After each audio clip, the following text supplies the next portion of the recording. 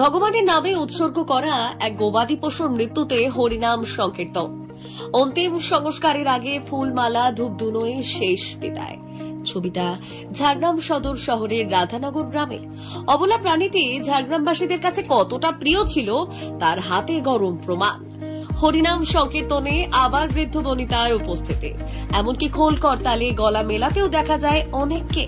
শঙ্খধ্বনিতে পিছিয়ে ছিল না গ্রামের খুদে সদস্যরাও। গোটা ব্যবস্থাপনার নেপথ্যে রাধানগর গ্রামের হিন্দু সুরক্ষা বাহিনী, যাদের পরিচালনা করেছেন পশ্চিমবঙ্গ হিন্দু সুরক্ষা বাহিনীর রাজ্য সেক্রেটারি রাকেশ কুমার সাউ।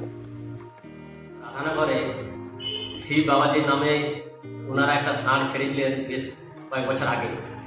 তো গতকাল অসুস্থ হয়ে ওই ষাঁড়টি মারা যায়।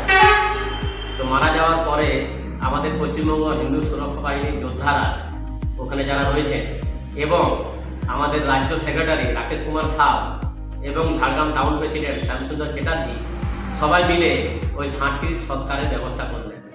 খোল কীর্তন নিয়ে হিন্দু রীতিরিবাজ মেনে আমরা সংস্কারটি সম্পূর্ণ করলাম। আসলে ২৬-এর বিধানসভা ভোটের আগে নিজেদের ভোট ব্যাংক যতটা সম্ভব মজবুত করার দিকে সচেষ্ট রাজ্যের শাসক থেকে শুরু করে বিরোধী দলগুলি। আর সেই কারণেই জগন্নাথ দেবের রথযাত্রা ঘিরে তৃণমূল দলনেত্রী তথা মুখ্যমন্ত্রী দীঘায় ঘাঁটি গেড়েছেন। পিছিয়ে পড়তে রাজি নয় পদ্ম শিবিরও।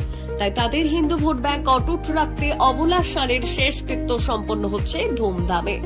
সরাসরি হিন্দুত্বের ত্রাস দেখিয়ে কাছে টানার আপ্রাণ চেষ্টা সব পক্ষেরই।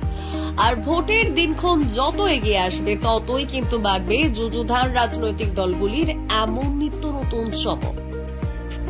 ব্যুরো রিপোর্ট, আজকের ঝাড়গ্রাম।